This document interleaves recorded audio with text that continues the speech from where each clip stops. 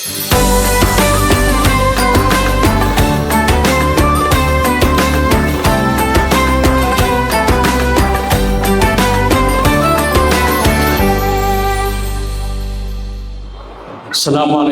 warahmatullahi wabarakatuh. Alhamdulillahirabbil alamin. Wassalatu wassalamu ala asyrafil anbiya'i wa khatamil mursalin.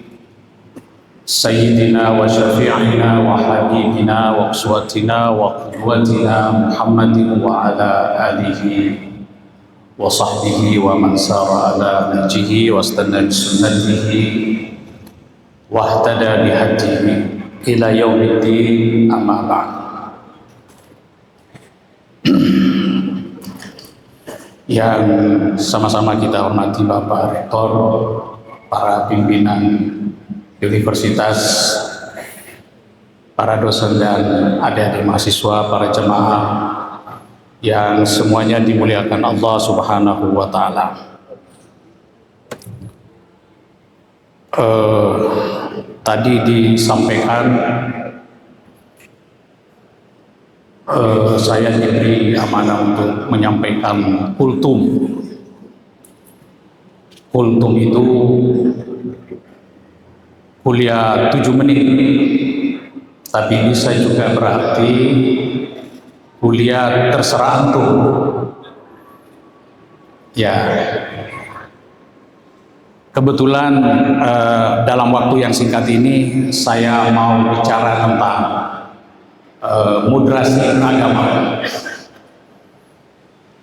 Moderasi beragama itu bukan 7 menit, bukan juga terserah antum. Jadi kita ambil tengah-tengahnya. Jadi kalau ambil tengah-tengahnya, kuliah 70 menit. Bapak Ibu sekalian, saya memulai kultum saya dengan 2 data survei. UIN Syarif Hidayatullah Ciputat itu mengeluarkan data survei bahwa 65%, saya tidak tahu pastinya, sekitar 60-65%, narasi-narasi keagamaan di media sosial itu, baik itu Facebook, TikTok, Instagram, dan Twitter, itu 65% itu narasi keagamaan, narasi-narasi radikal, Pak. Itu yang pertama. Yang kedua, ada juga data survei mengatakan bahwa di Indonesia itu tidak satu pun instansi itu tidak terpapar radikalisme. Itu data surveinya. Jadi semua instansi di Indonesia itu sudah terpapar radikalisme. Baik itu instansi Polri, TNI, dan instansi-instansi pemerintah sudah terpapar semua radikalisme. Oh ya, saya baru ingat, itu data surveinya BNPT, Badan Nasional Penanggulangan Terorisme. Di situ kita ada Prof. Irfan Idris, salah seorang dekan, salah seorang dosen Fakultas Syariah dan Hukum, sebagai salah seorang direktur. Saya mendengar langsung itu dalam sebuah seminar bahwa di Indonesia itu sudah tidak ada instansi yang tidak terpapar radikalisme, Pak. Sederhananya kalau itu benar, berarti di UIN Alauddin Makassar itu ada orang yang radikal. Sederhananya, karena dia tidak kecualikan. Jadi statementnya tidak satu pun instansi atau institusi di negara kita itu tidak terpapar radikalisme. Berarti termasuk UIN Alauddin Makassar, salah satu instansi pemerintah itu ada orang yang memiliki kecenderungan radikalisme. Nah, ini Bapak Ibu sekalian, saya penting untuk sampaikan dalam YouTube ini karena kita punya rumah moderasi beragama. Kita juga sudah sering sekali mendengarkan penguatan-penguatan moderasi beragama. Nah, tinggal karena ini bulan suci Ramadan, mudah-mudahan bulan suci Ramadan ini menjadikan kita yang terpapar itu dari radikal menjadi moderat. Karena bulan suci Ramadan itu kan bulan perubahan. Jadi yang tadinya berpikiran radikal ekstrim itu diharapkan selepas keluar dari Ramadan dia sudah menjadi moderat. Bapak Ibu sekalian, jadi salah satu cara untuk mengatasi radikalisme atau ekstremisme pemikiran itu adalah kita coba sosialisasikan dan mengaktifkan secara maksimal program-program moderasi beragama.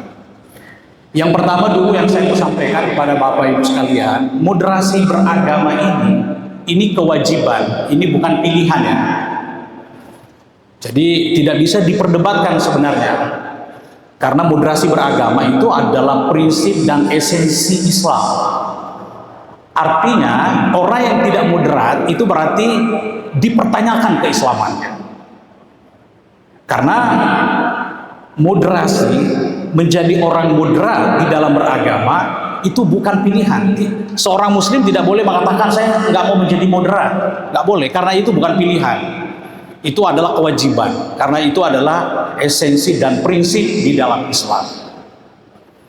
Nah, jadi ini tugas suci kita, baik penceramah maupun secara individu maupun secara institusi itu punya tanggung jawab bagaimana menjadikan jamaah. Saya tidak berharap ada di sini, tapi kalau ada di sini berharap bisa berubah. Begitu. Bapak Ibu sekalian, saya mau menyampaikan indikator sederhana apa yang disebut dengan radikal. Mungkin ada yang bertanya di sini, Ustaz, itu indikatornya orang radikal tidak radikal bagaimana?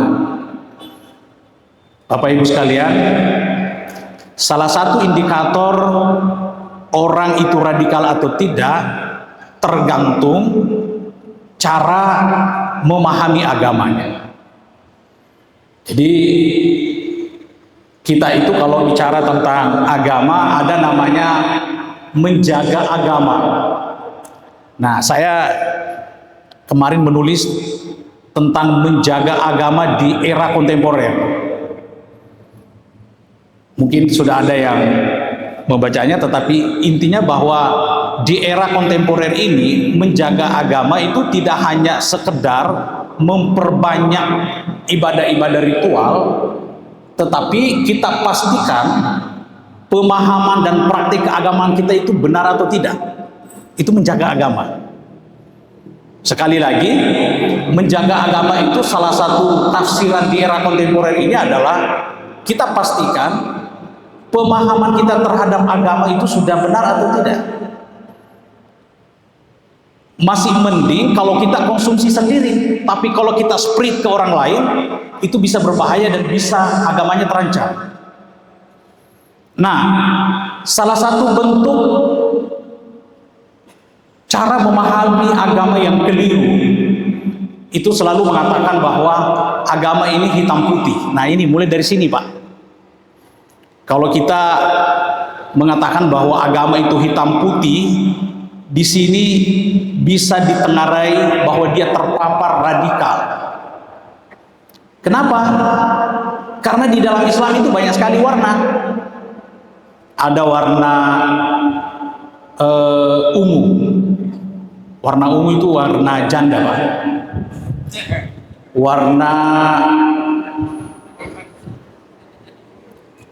Warna kuning itu warna jin.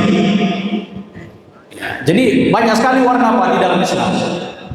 Nah, jadi kalau kita memahami bahwa Islam itu hitam putih, nah ini yang berbahaya. Karena di dalam Islam itu warna tidak hanya hitam putih. Tetapi di dalam Islam itu banyak sekali warnanya. Nah, saya kasih contoh misalnya, mengapa banyak orang misalnya mau poligami? Kenapa? Salah satu, nah ini ada data. Ada data di Pengadilan Agama Makassar, Bapak Ibu sekalian. Di 2019 itu Pengadilan Agama Makassar merilis data bahwa ada sekitar 2.600 orang bercerai 2019. Ini juga tantangan kita. 2.600 2019 itu di Makassar segitu orang bercerai. Salah satu penyebabnya, ChatGPT mengatakan ada 10 faktor orang bercerai. Salah satunya karena poligami. Pertanyaannya, kenapa banyak orang melakukan poligami? Sebabnya karena dia selalu merefer kepada an-nikahu sunnati. Kenapa poligami? Dia bilang itu ada hadisnya an-nikahu sunnati, saya melakukan sunnah. Jadi dia selalu pelintir ini. Padahal di dalam fikihnya Pak, nah ini sudah mulai bicara tentang warna. Jadi orang itu menikah itu ada 5 hukumnya, dan itu dipelajari di tingkat aliyah begitu. Apalagi di S1, S2, S3 jangan. Jadi menikah itu ternyata tidak selamanya sunnah. Tetapi orang karena cara memahami agamanya, begitu dia paham dan bacaan nikah sunnati, dia masuk ke poligami. Dia bilang sunnah saya, ini sunnah. Setelah poligami, apa yang terjadi Bapak Ibu sekalian? Setelah dia poligami, nikah, dia cerai dengan yang pertama. Nah, jadi di sini karena menurut perspektif perempuan tidak ada itu Pak yang mau dimadu. Jadi harus diskusi dulu. Apalagi kalau ada orang mengatakan begini, menikah lagi itu tidak perlu diskusi dengan istri pertama. Tidak ada protapnya beda. Dari mana itu tidak ada protapnya? Ya kan? Ada undang-undangnya itu Pak. Orang itu kalau mau menikah lagi, itu prosedurnya itu sangat rumit.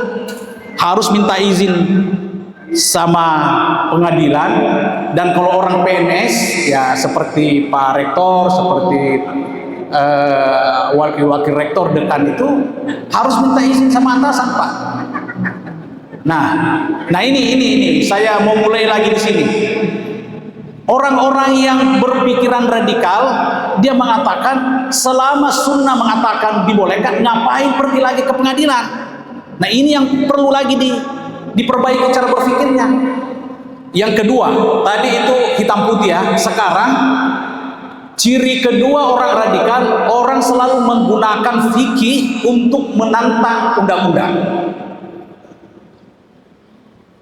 Kenapa saya mau dilarang kawin dengan anak yang umur 15 tahun? Nah, Nabi itu kawin dengan 9 tahun. Nabi sudah memberi contoh. Kenapa pengadilan mau memperlakukan saya 19 tahun? Nah ini Pak, mulai dari sini. Ini kalau orang begini cara berpikirnya, ini orang radikal. Kenapa orang radikal? Karena cara memahami agama yang benar mengatakan kalau bertentangan antara fikih dengan undang-undang, kita amalkan undang-undang. Itu baru moderat namanya Pak. Jadi jangan coba-coba merefer kepada praktik Nabi yang membolehkan orang kawin 6 atau 9 tahun melawan undang-undang yang mengatakan tidak boleh kawin kalau tidak 19. Ya, dicatat itu ya mahasiswa. Apabila bertentangan fikih dengan undang-undang, yang kita amalkan adalah undang-undang. Karena kalau Bapak tidak amalkan undang-undang, maka masa depannya seperti Syekh Muji, di penjara gara-gara kawin 15 tahun Pak.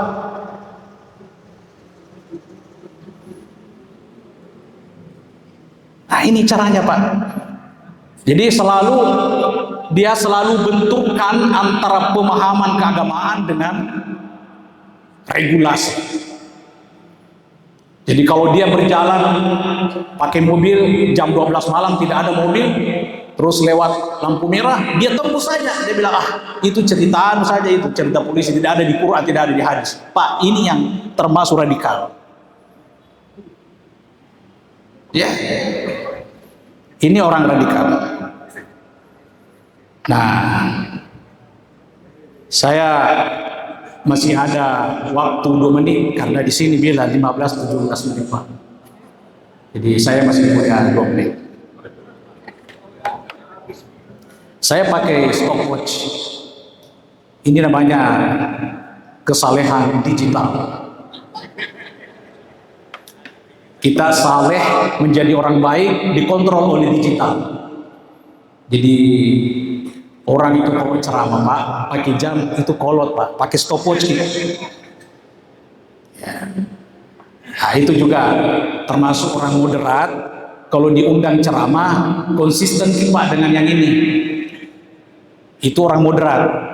Karena kalau Bapak bilang tidak ada ceritanya dalam Al-Quran dan hadis dibatasi ceramah, Bapak jadi radikal.